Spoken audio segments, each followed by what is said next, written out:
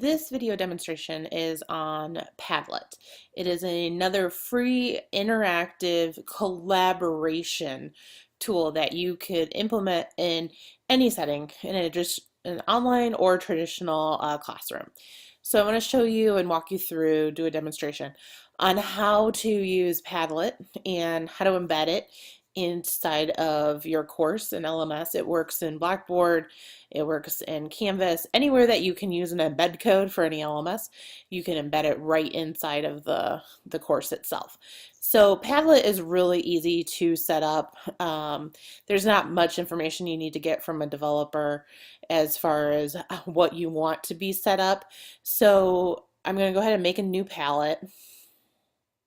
Now the free version does limit you to only 3 of them, so and it's minimal amount per year that you could upgrade if you have a use for it in multiple classrooms, or if 3 is enough, then just roll with the free version. So I'm gonna go ahead and make a new Padlet.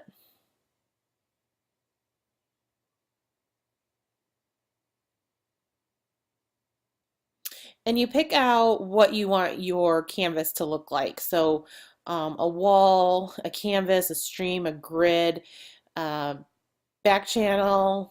It will look like a chat environment, a shelf. I really like the way that the wall looks like. It's just going to be like a brick layout. You can also pick from a wide variety of their templates. So you could do a mood board, great for a graphic design course, chat. So there's lots of different ways that you can set this up. You can also request to have them make a template for you. You can customize your own template.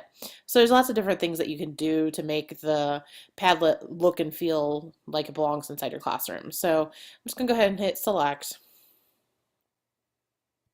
Let's go ahead and give the Padlet a title in the modify panel. So once I click on select, it's going to bring me into a version of the Padlet and how it's going to look and walk me through a series of steps. So the first one is modify, where I want to be able to give it a title and then some sort of description. You don't have to give it a description, but it's sort of like a tagline for it.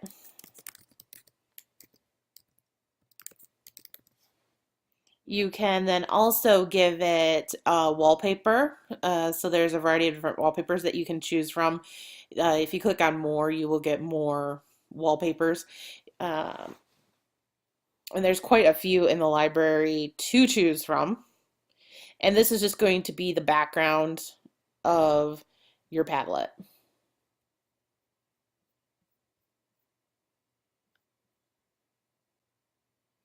So I just chose a basic corkboard. You can choose whatever you want to choose as far as the background goes. Something that will uh, fit in with the overall concept or theme of your website or your course would be the best.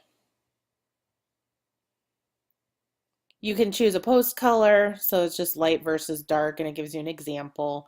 You can even choose whatever font that you want the post to be in. You can also give it a icon.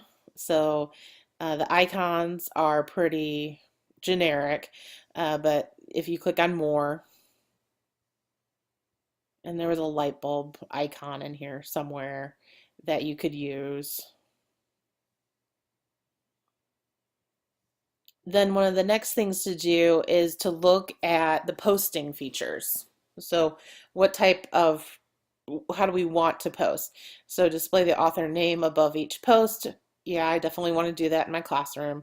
New post position, first, last. Profanity filter can replace bad words with nice emojis. I mean, that's just something that we want to make sure that we don't have profanity. So what I do is there's a moderation that we can set, and I'll in a different screen, and I'll show you how to do that. But you can moderate the posts before they actually go to the Padlet, which is nice. Here's where the Padlet is housed and the number. So if you want to provide a direct link, but I'll also show you how to embed it right into the classroom. And I click new. This is where you're going to set your privacy. So what is your privacy What do you want out of it? Do you want it to be password protected, secret, private, public? That's something that you'll want to look at. In this frame also is moderation. So require, and I always turn that on. So I want to look at it before it actually gets published. Now, I mean, this does slow it down a little bit because then the instructor is responsible for making sure that the posts are appropriate, and then so it's not an instantaneous collaboration tool, which that's something that you'll have to think about in the course. So that's where you will turn this on or off. And then you're all set. You just start posting. And what's nice about this is that you can start posting right away. The one thing that I do ask the instructor or the course developer to do for me is I like to provide a student something, a starting collaboration tool. So what should they be discussing inside of this Padlet and sharing? So it's really simple to just add a new one. You can add images, you can add a link, you can upload files. There's so much you can do. Um, they can do voice recordings, drawing, mapping. You can link to other Padlets. So there's just so much collaboration that the student can do right inside of the Padlet itself. So just giving them something though to start with is really important. And then the student, when to make just the Padlet post itself, a plus sign in the bottom appears, and the student can just hit plus. Same with the instructor. So if you want to share it, you just go and hit share, and under share and embed,